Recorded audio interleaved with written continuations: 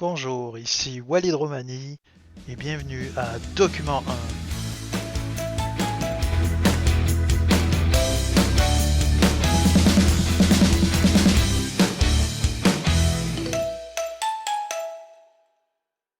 50 000 propositions nouvelles qui vont être faites à des candidats. Écoutez, je pense qu'il doit être encore adhérent, mais vu les positions qu'il a prises lors des élections présidentielles et des élections législatives, oui, lui-même a tourné la page visiblement.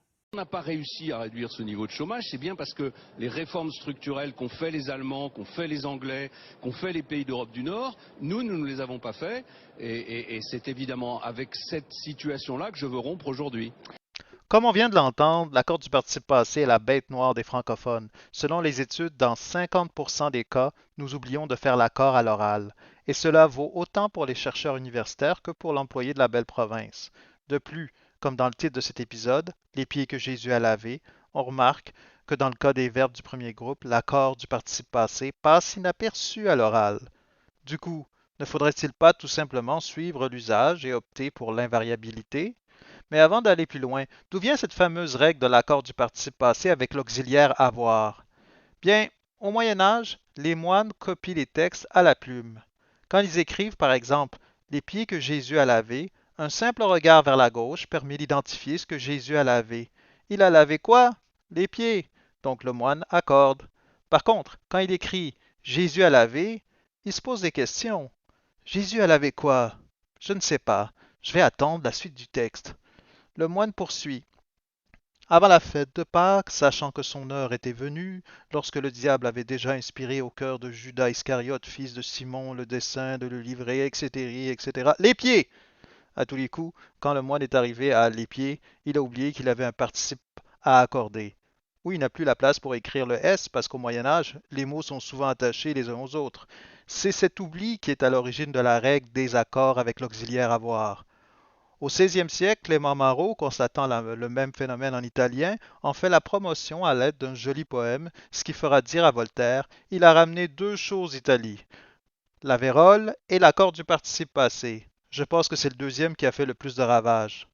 Le Becherel aujourd'hui désigne cette règle comme la plus artificielle de la langue française. Elle entraînera une horde de complications comme les fameux accords des verbes pronominaux qu'on retrouve dans les 14 pages d'exception du bon usage de Grévis. Oui, c'est bien beau tout ça, mais rendre ça invariable, ce n'est pas du nivellement vers le bas? Non, pas du tout, c'est juste logique. Aujourd'hui, avec l'auxiliaire avoir, le participe passé ne fonctionne plus comme un adjectif. Alors c'est grammaticalement correct de ne pas l'accorder. Oui, mais comment savoir ce que j'ai convoité dans la phrase suivante? J'ai acheté l'appartement de ma voisine que j'ai convoité. Est-ce que j'ai convoité l'appartement ou ma voisine? Bien, tout d'abord, regardons la syntaxe au présent de cette phrase. J'achète l'appartement de ma voisine que je convoite. Est-ce que c'est plus clair? Le participe passé n'y change rien quand on le met au présent ici. De plus, dans une langue, tout énoncé vient avec un contexte, une conversation ou un paragraphe qui permet de comprendre de quoi il est question. Il n'y a que dans les exercices scolaires qu'on va retrouver cette phrase toute seule. Donc non, rendre le participe passé avec l'auxiliaire avoir n'est pas du nivellement vers le bas ou de la pure profanation de la langue française, car après tout, comme vous le diront tous les linguistes, la langue n'est pas son code écrit.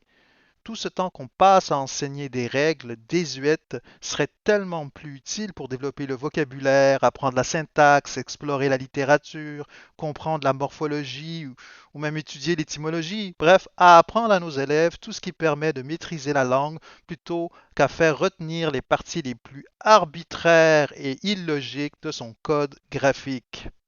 Merci beaucoup d'avoir été avec nous. N'oubliez pas de vous abonner à notre chaîne YouTube et Spotify. C'était Walid Romani pour Document 1. À la prochaine!